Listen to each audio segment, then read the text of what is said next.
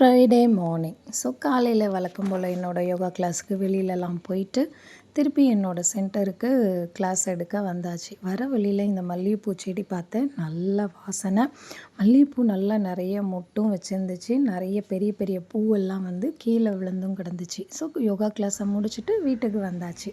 வீட்டுக்கு வந்து பார்த்திங்கன்னா கிச்சனுக்குள்ளே போயாச்சு. கிச்சனுக்குள்ளே போய் நான் என்ன பண்ணேன் அப்படின்னு பார்த்திங்கன்னா, என்னோடய மார்னிங் பிரேக்ஃபாஸ்ட் லன்ச்சு வந்து ஆல்ரெடி நான் காலையிலே செஞ்சுட்டேன் 5 மணிக்கெல்லாம். ஸோ இந்த வீடியோட கடைசியில் நான் என்ன லன்ச்சு செஞ்சேன் அப்படின்றத காட்டுறேன் உங்களுக்கு.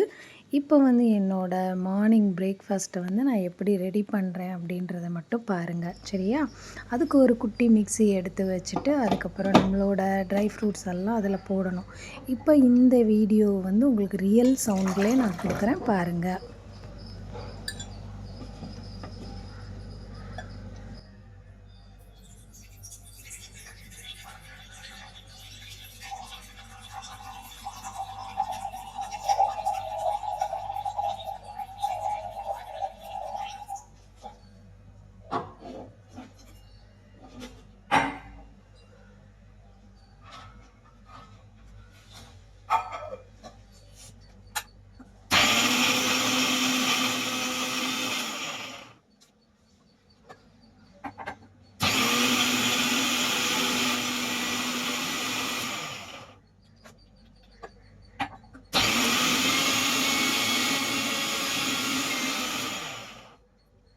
எப்போவுமே லன்ச் வந்து நான் காலையிலே செஞ்சுடுவேன். காலையில் 4 மணிக்கு எழுந்திரிச்சிடுவேன்.